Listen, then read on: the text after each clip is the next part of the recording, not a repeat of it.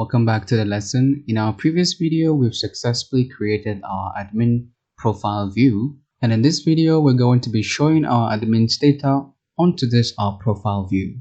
So let's go ahead and get started. Let's now head over to our project source code. As you can see, this is our first input field, which is the input field for our username. We have our input field for our email and also for our photo. So we're going to be populating all this input field with our default admin data, which is basically the data inside of our database. If you head over to the users table, this is our admin information with name as admin, email as admin@gmail.com, and his password and photo. So we're going to be showing this information in this our admin profile page. And remember, we have already fetched and also passed our admin data into this our admin profile view, which is right here when we actually return the view in our admin's controller.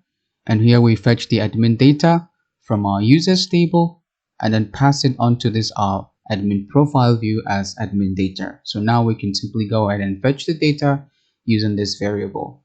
So let's go ahead and do that. So we can simply go back to our admin profile view. And now in place of, actually we're not going to be needing this our placeholder, but rather we're going to be needing value. And then inside the value, let's go ahead and use the double curly brace directive. And then now let's go ahead and invoke our admin's data variable.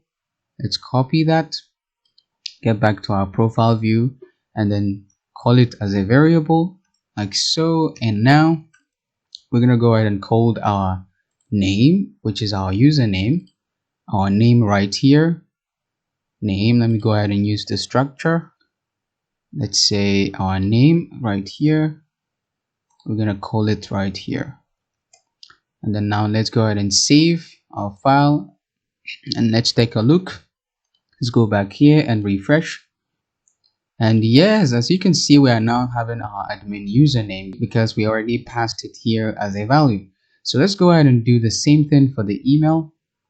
Let's copy this and then replace this our placeholder, our email placeholder like so. And this time around, I wanted to call the email. So let's say email, copy this. Let's go back to our source code, paste the email like so. And let's go ahead and refresh our page. Now we should be having our email, admin's email right here. Okay, I think I did not save it. Yes, as you can see, I didn't save it. So let's go ahead and save. And now we should be having our email, our admin email as well. Yes, as you can see, we now have our admin's email. So for the admin's photo, I actually wanted to go ahead and add an image preview down below our file select input field right here to preview our admin's profile image. So let's go back to our project team. Let's come over here to images. Let me go ahead and select some of the preview images. I think this one will work better. So let me go ahead and select this, inspect.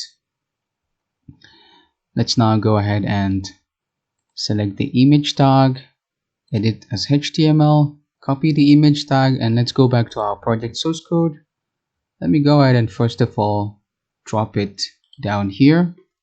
Okay, let's say paste. So actually what I wanted to do is I'm going to copy one of this input tag and come down below here like so and paste it. And this time around we're not going to be needing the level, and for the input tag inside we're going to be replacing it with our image preview like so. And then let's go ahead and update our path like so. Let's use the blade asset directive like so, and then remember it's backend / then let's go ahead and cut our path and then paste it right here. So now let's go ahead and save this, save, and then let's go ahead and take a look, refresh. And yes, now we have our admin profile preview image. So friend, that'll be it for this lesson. In our next video, we're going to be using some of the JavaScript code to make this our preview image completely dynamic, so that when the admin go ahead and choose a profile image like so, this our preview image will be changed in real time. So friend, that will be a very great feature we're going to be adding in our next video.